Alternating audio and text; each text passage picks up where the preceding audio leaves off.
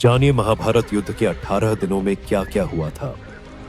मार्गशीर्ष शुक्ल 14 को महाभारत युद्ध प्रारंभ हुआ था, जो 18 दिनों तक चला था। महाभारत युद्ध का पहला दिन, युद्ध के पहले दिन पांडव पक्ष को भारी हानि हुई थी। विराट नरेश के पुत्र उत्तर और श्वेत को शल्य और भीष्म ने मार दिया था। भीष्म ने पांडवों के कई सैनिकों का वध कर दिया था। ये दिन कौरवों के लिए उत्साह बढ़ाने वाला और पांडव के लिए निराशाजनक था। महाभारत युद्ध का दूसरे दिन पांडवों को अधिक नुकसान नहीं हुआ था। द्रोणाचार्य ने धृष्टद्युम्न को कई बार हराया। भीष्म ने अर्जुन और श्री कृष्ण को कई बार घायल किया। भीम ने हजारों कलिंग और निषाद मार गिराए। अर्जुन ने भीष्म को रोके रखा। महाभारत युद्ध का तीसरे दिन भीम ने घटोत्कच के साथ मिलकर दुर्योधन की सेना को युद्ध से भगा दिया। इसके बाद भीष्म भीषण संहार मचा देते हैं। श्री कृष्ण अर्जुन को भीष्म वध करने को कहते हैं, लेकिन अर्जुन उत्साह से युद्ध नहीं कर पाते हैं, जिससे श्री कृष्ण स्वयं ही भीष्म को मारने के लिए दौड़ पड़ते हैं। तब अर्जुन भरोसा दिलाते हैं कि वे पूरे उत्साह से युद्ध लड़ेंगे। महाभारत युद्ध का चौथा दिन, इस दिन कौरवों अर्जुन को रोक नहीं सके। भीम ने कौरव सेना में हाहाकार मचा दिया। दुर्योधन ने अपनी गजस सेना भीम को मारने के लिए भेजी, लेकिन घटोत्कच के साथ मिलकर भीम ने उन सबको मार दिया। भीष्म से अर्जुन और भीम का भयंकर युद्ध हुआ। महाभारत युद्ध का पांचवां दिन, युद्ध के पांचवें दिन भीष्म ने पांडव सेना में खलबली मचा दी। भीष्म को रोकने के लिए अर्जुन और भीम ने उनसे युद्ध किया। सात्विकी ने द्रोणाचार्य रोके रखा। भीष्म ने सात्विकी को युद्ध से भागने के लिए मजबूर कर दिया। महाभारत युद्ध का छठा दिन, इस दिन भी दोनों पक्षों के बीच भयंकर युद्ध हुआ। दुर्योधन क्रोधित होता रहा, लेकिन भीष्म उसे आश्वासन देते रहे और पांचाल सेना का संहार कर दिया। महाभारत युद्ध का सातवें दिन अर्जुन कौरव सेना पर हावी हो जाता है। धृष्टद्युम्न दुर्योधन को युद्ध में हरा देता है। अर्जुन का पुत्र इरावान विंद और अनुविंद को हरा देता है।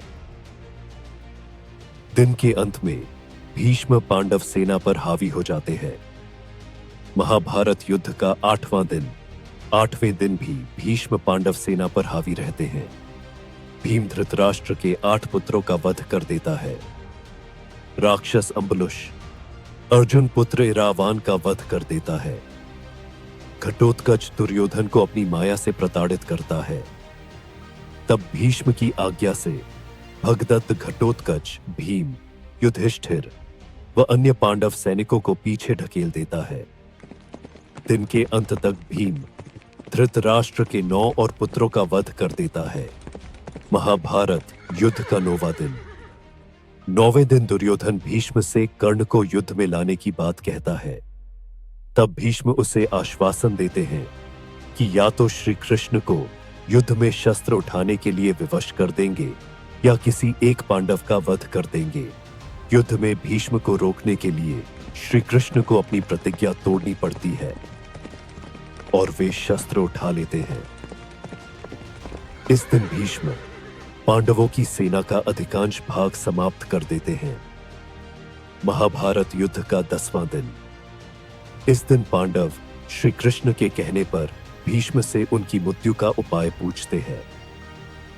भीष्म के बताए उपाय के अनुसार अर्जुन शिखंडी को आगे करके भीष्म पर बाण ही बाण चला देते हैं। अर्जुन के बाणों से भीष्म बाणों की शैया पर लेट जाते हैं। महाभारत युद्ध का 11वें दिन कर्ण युद्ध में आ जाता है। कर्ण के कहने पर द्रोणाचार्य को सेनापति बनाया जाता है। दुर्योधन और शकुनी द्रोण से कहते हैं कि युधिष्ठिर को बंदी बना लेंगे तो युद्ध खत्म हो जाएगा। दुर्योधन की योजना अर्जुन पूरी नहीं होने देता है। कर्ण भी पांडव सेना का भारी संहार करता है। महाभारत युद्ध का 12वां दिन, युधिष्ठिर को बंदी बनाने के लिए शकुनी और दुर्योधन अर्जुन को युधिष्ठिर से काफी दूर भेजने में कामयाब हो जाते हैं। लेकिन अर्जुन समय पर पहुंचकर युधिष्ठिर को बंदी बनने से बचा लेते हैं। महाभारत युद्ध का 13वां दिन। इस दिन दुर्योधन राजा भगदत्त को अर्जुन से युद्ध करने के लिए भेजता है। भगदत्त भीम को हरा देते हैं, अर्जुन के साथ युद्ध करते हैं। श्री कृष्ण भगदत्त के वैष्णवास्त्र को अपने ऊपर लेकर अर्जुन की रक्षा करते हैं। अर्जुन भगदत्त की आंखों की पट्टी तोड़ देता है, जिससे उसे दिखना बंद हो जाता है। अर्जुन इस अवस्था में ही उनका वध कर देता है। इसी दिन द्रोण युधिष्ठिर के लिए चक्रव्यूह रचते हैं, जिसे केवल अभिमन्यु तोड़ना जानता था, लेकिन निकलना नहीं जानता था।